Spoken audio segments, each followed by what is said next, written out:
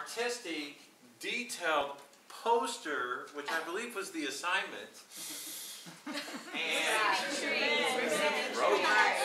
eco-friendly. And this very talented group, and we're going to talk about music and storytelling. Okay. Okay, so our topic was storytelling. So we did pretty much a mind map, and we outlined some different things, different approaches you can take towards storytelling, what you can do in the classroom. We list out different parts of storytelling, but today we're going to just go through the sequential order, which is we will start with introduction, and then go through the characters and the settings, the story reading part, then the sequencing and extension activities. And for each of them, we will give you some small activities you can do. Okay, and I'll start with the introductions. And then in storytelling, we thought the first thing would be to tell the students about the author. Once we have a book, then we can tell the students, talk about the author and the illustrator. And the word author might be a little bit difficult for the small ones. It's okay maybe to say a writer, that's fine. And also illustrator, maybe somebody who draws and all that, just to explain a little bit to the students.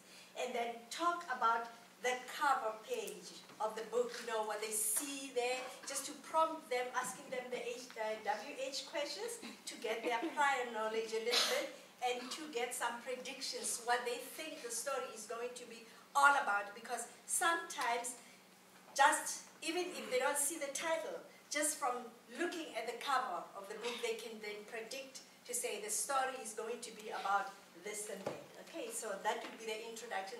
That's where we start with our storytelling. Okay, and then over to yes. In next section, characters, the teacher can ask some simple questions for the students, like who are the main characters in the story? Maybe students will answer a girl, a pig, a wolf.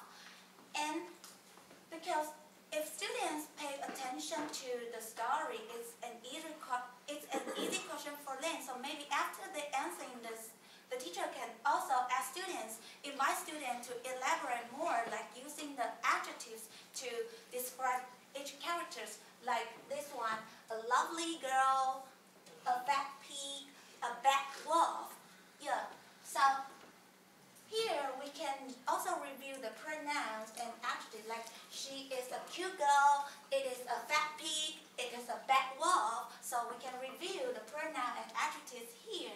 So, and after that, we can also ask students to do the finger puppets so they can understand each character more.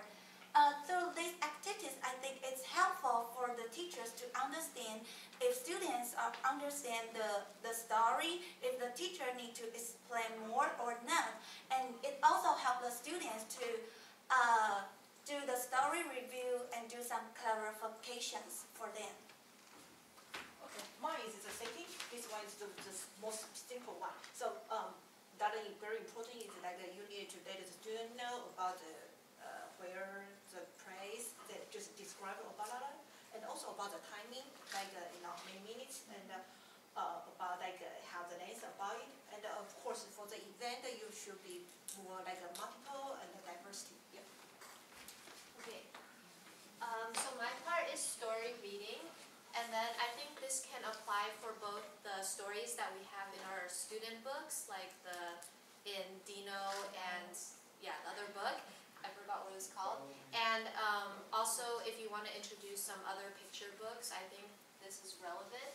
And I think the most obvious activities that the most obvious approach going into it is probably just doing choral reading or reader theater. I'm sure that's what a lot of teachers here use.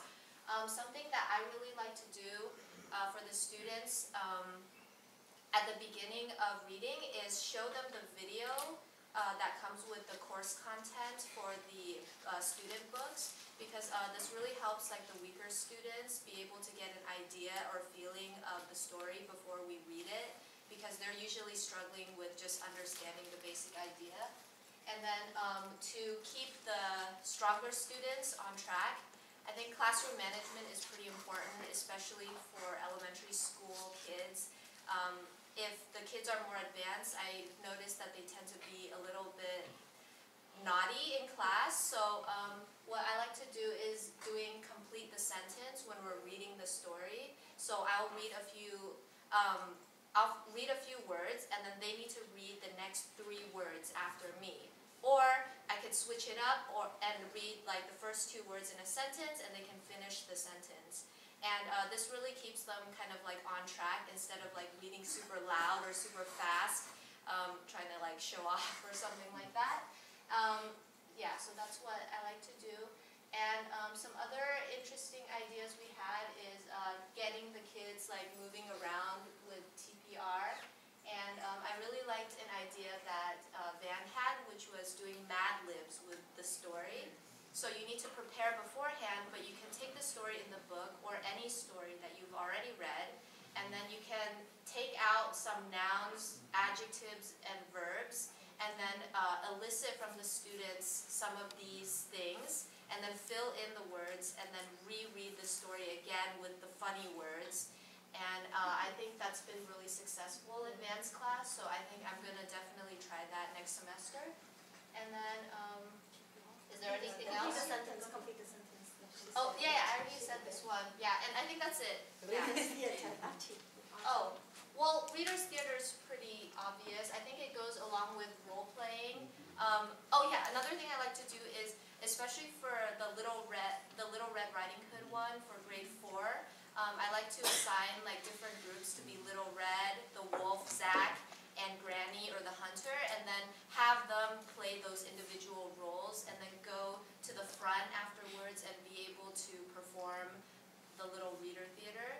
And then I like to have the different groups vote on which group they think did the best performance, and then that group can get extra stamps at the end of class. So that kind of helps motivate them a little bit. Yeah. And then, oh yeah, and for role play, like I usually demo how they need to show emotion. So like, if you're doing the wolf Zach, you need to sound very like a wolf, right? And use like a coarse voice. And I'm not gonna do it for you because I'm very but I do it for the students. Yeah. Okay. So. Come on, Zach out for us. I want to hear Zach. Sequencing. One of the things we do is we want the students to match the vocabulary word to the picture. All of our flashcards have a picture and a word, and we're trying to put those together. Well, with stories, we use often picture books, or the stories in our textbook are picture stories.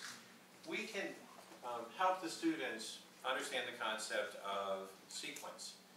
Stories should have a beginning, a middle, and an end. Yes, I realize some of our stories are very short, but we can give them different pictures, images, different sentences. They can match those together, and then they can put them in an order. With this, we can also talk about predictions. One of the things with a story is we want to know what happens. What happens next? We can ask them to make predictions and get them to use the vocabulary that they've learned for this story, and they can tell us what they think is happening now, why it's happening maybe, and what will happen next. Okay, so after you've introduced the characters and the settings and introduced the book and read the story, I think then, if you have time, then you can always do more extension activities to really reinforce their understanding and comprehension of the story. So a couple of things you can do, of course I like to do arts and crafts in my classroom. So we would maybe do some drawings based on the stories themselves. Or like for example, if you're doing the 3 Little Pigs, maybe they can even build the 3 types of houses using crafts materials, right? And one activity that I did with my 3rd and 4th grader students is the comic book. So you can make the little miniature books, like there are 8 pages, and just use a simplified version of the story, guide the students through reading it, and then after that, the students leave out the blanks, kind of like Mad Libs, where they can fill in the words and create their own comic strip. They would make their own stories and then go and illustrate them. Then after that, they can share them with the class, and I found this to be very successful, even with the very low level students. They would need some assistance, but they really enjoyed that, and some student even told me that was like one of their favorite activities in the semester. And of course, we can always do more songs or movements with that, and Rebecca will lead you. Like, we're going to do a little song together for the Big Bad Wolf. Does everybody know the song? No, I'm not. Alright, for the Three Little Pigs and the Big Bad Wolf. So if you guys would join us, stand up, we're going to do a little song together. We're going to show you one time first, and after that, you can join us. Alright? James! James! Alright.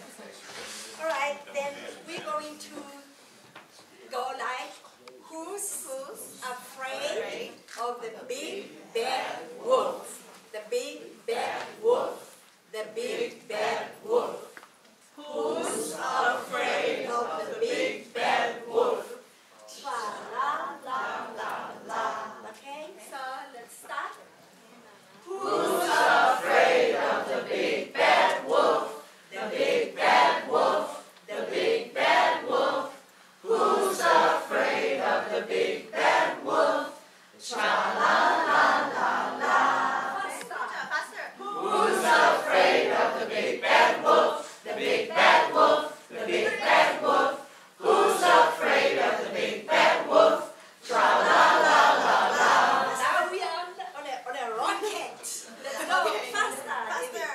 Who's afraid of the big bad wolf? The big bad wolf. The big bad wolf. Who's afraid of the big bad wolf? Tra la la la la.